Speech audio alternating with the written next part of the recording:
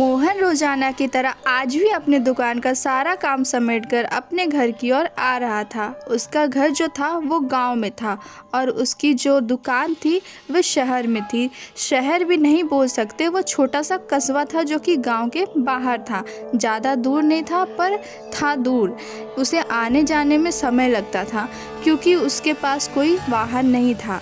वो कमाता तो था पर उसे उतनी इनकम नहीं होती थी कि वह अपने लिए कुछ खरीद सके। वह रोज़ाना पैदल आया जाया करता था, जिस वजह से उसे काफ़ी समय लगा करता था। वह रात को रोज़ अकेले ही आया करता था, उसके साथ कोई नहीं आता था। वह अकेले ही पूरे रास्ते में आया करता था। पैदल आना, रात को आना उसका आदत सा हो गया था। उसे किसी बात का डर या टेंशन नहीं होता था कि कोई कुछ होगा।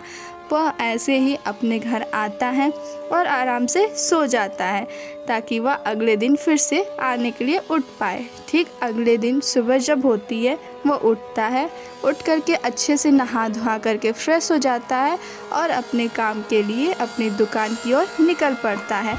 रोज़ाना का उसका यही काम था, उठना, अपने दुकान पे जाना, काम करना और वापस घर आ जाना। इसी तरह वह फिर से अपने दुकान पे आता है और अपने काम में लग जाता है।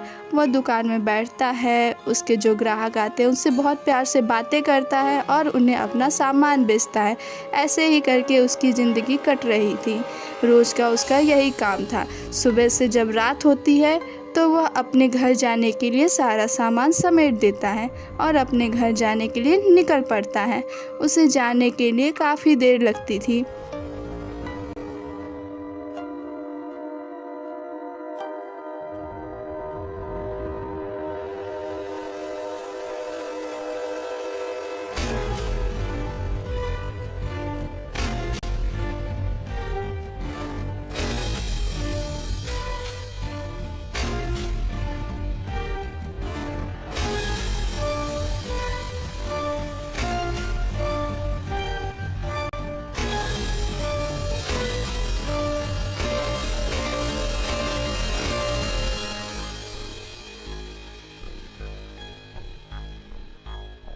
क्योंकि वह गाड़ी एक पेड़ के पीछे से हो कर के बाहर निकल रही थी, तो उसे लगा कि शायद उसमें फंसा हुआ कोई इंसान, उसे मदद की ज़रूरत हो, शायद एक्सीडेंट हो गया हो।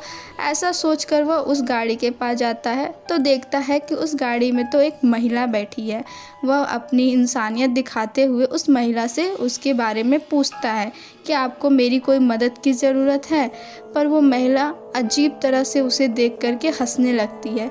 ऐसा समझते देर नहीं लगती है कि यह महिला एक आम महिला नहीं है, क्योंकि उसकी आंखें जब उसने देखी तो वह पूरी की पूरी सफ़ेद थी। ये देखने के बाद वह वहाँ से जल्दी से भाग पड़ता है। जब वह भागने लगता है तो वह देखता है कि उसके पीछे वही महिला उड़ते हुए आ रही है। ऐसा देख कर के वो बहुत तेज़ी से वहाँ से भागने लगता है। वो भागते भागते बहुत डर जाता है और बहुत तेज़ी से भागने लगता है, पर वो महिला उसका पीछा नहीं छोड़ती है। वो उसके पीछे हंसते हुए भागते रहती है। वह बेचारा डरता हुआ भागते भागते वह देखता है कि गांव वापस नज़र आने लगा है, पर उसका घर काफ़ी दूर था। इस कारण वह सोचता है कि मैं यहीं किसी के घर में जाकर के रह लूं, क्योंकि गांव में ऐसा होता है कि लोग मदद कर देते हैं। उन्हीं एक घर में से एक आदमी निकला और उसे अपने घर में आने दिया।